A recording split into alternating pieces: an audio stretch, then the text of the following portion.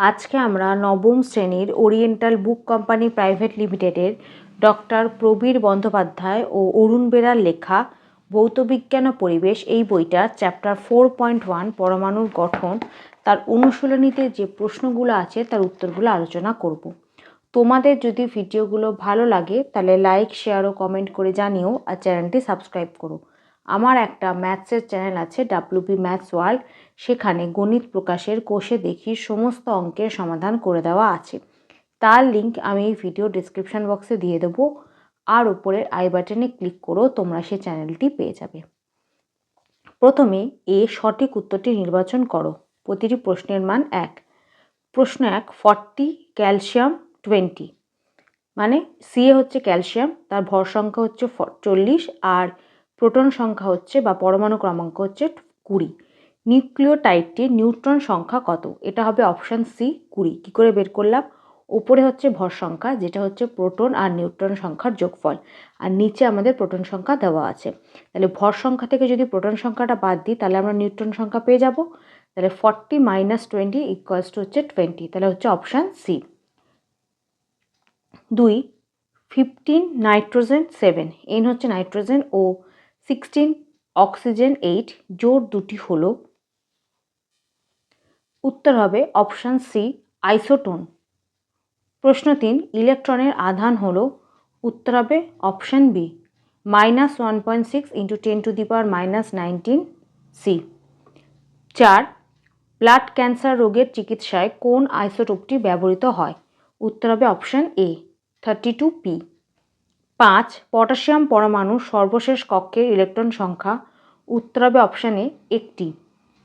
6, 35X17 এর isotope হলো। উত্তর হবে অপশান এ 37X17।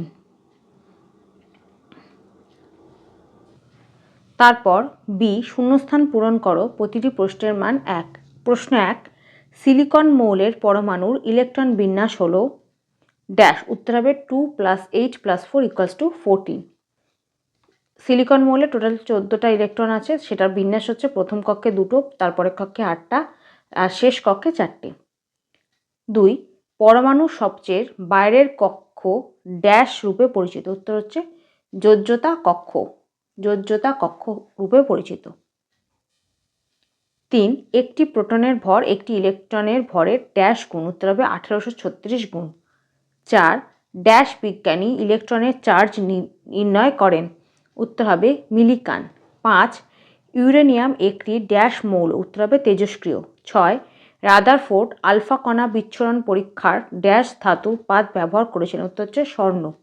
7, সূর্যের আলোয় ড্যাশ বর্ণালী উৎপন্ন হয়। উত্তর হবে নিরবচ্ছিন্ন। 8, পারমাণবিক সংখ্যাকে মৌলের ড্যাশ ধর্ম বলা হয়। উত্তর হবে মূলগত।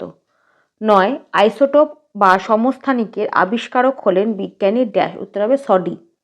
10, নিউক্লিয় বল মহাকর্ষীয় বলের চেয়ে প্রায় ড্যাশ গুণ শক্তিশালী। উত্তর হবে 10⁻38। তারপর সি, নিম্নলিখিত বিবৃতিগুলি সত্য বা মিথ্যা তা লেখো। প্রতিটি প্রশ্নের মান 1। 1, ডাল্টন কোনো পদার্থের ক্ষুদ্রতম কণার নাম দেন পরমাণু। এটা সত্য। 2, বিজ্ঞানী G.J. স্টোনি ইলেকট্রনের নামকরণ করেন। এটাও সত্য। 3, ওয়াটারমেলন মডেলের প্রবক্তা বিজ্ঞানী বোর। এটা মিথ্যা। 4, একটি প্রোটনের আধান পজিটিভ 1.602 × 10⁻⁻19 সি। এটা সত্য। 5, পরমাণু নিউক্লিয়াসের ব্যাস 10⁻⁻15 এম। এটাও সত্য। 6, বেরিলিয়ামের ওপর আলফা কণা আঘাত করে প্রোটন কণা পাওয়া যায়। এটা মিথ্যা। 7, মৌলের পারমাণবিক সংখ্যা সর্বদা পূর্ণ সংখ্যা হয়। এটাও সত্য। 8, 35Cl17, Cl হচ্ছে ক্লোরিন, পরমাণুতে 18টি নিউট্রন থাকে। এটা সত্য। 9, গলগণ্ড রোগে 32p আইসোটোপ ব্যবহার করা হয়। এটা মিথ্যা। 10, আইসোবারগুলির ভর সংখ্যা সমান হয়। এটা সত্য। তারপর ডি, অতি সংক্ষিপ্ত উত্তর দাও। প্রতিটি প্রশ্নের মান 1। প্রশ্ন 1, একটি মৌলের পারমাণবিক সংখ্যা 12। মৌলটির ইলেকট্রন বিন্যাস লেখো। এটা হবে প্রথম কক্ষে 2টো, দ্বিতীয় কক্ষ বা এল কক্ষে হচ্ছে 8টা, আর এম কক্ষে 2টো। তার শেষ কক্ষে হবে 2টো। প্রশ্ন 2, একটি মৌলের নিউক্লিয়াসে 15টি প্রোটন ও 16টি নিউট্রন থাকে। মৌলটির পরমাণু নিউক্লিয়াসকে কিভাবে চিহ্নিতকরণ করা হয়? এটা হবে 31 মৌল 15। মৌলটির ওপরে থাকবে 31, যেটা হচ্ছে ভর সংখ্যা হচ্ছে প্রোটন প্লাস নিউট্রন, তার মানে হচ্ছে 15 + 16, যেটা হচ্ছে 31।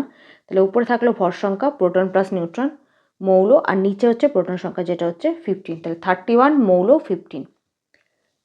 3, 37X17 ও 40Y18 এই দুটি মৌলের মধ্যে কোনটি রাসায়নিকভাবে অধিক সক্রিয়? এটা হবে 37X17, এটা রাসায়নিকভাবে অধিক সক্রিয় এটার থেকে। 4, হাইড্রোজেনের কোন আইসোটোপটি ভারী জলে থাকে? উত্তর হবে ডয়টোরিয়াম, যার সংকেত হচ্ছে 2H1।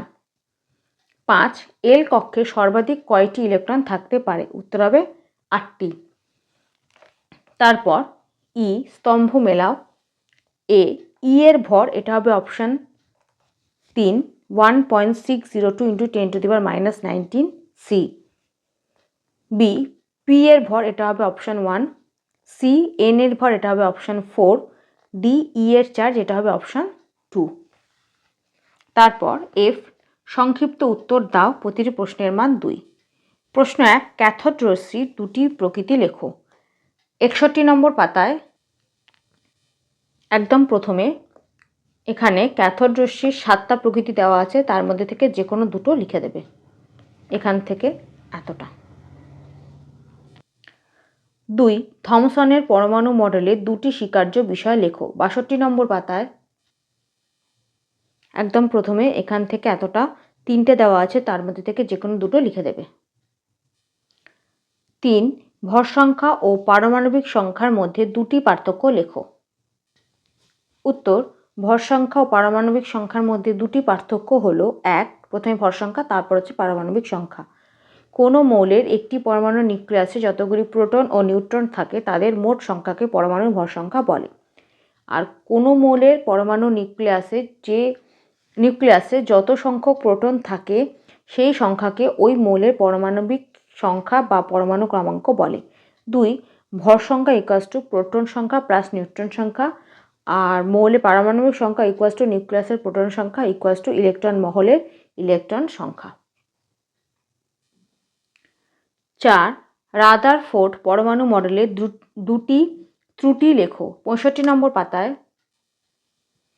এখান থেকে এতটা 4টে ত্রুটি দেওয়া আছে, তার মধ্যে থেকে যে কোনো দুটো লিখে দেবে।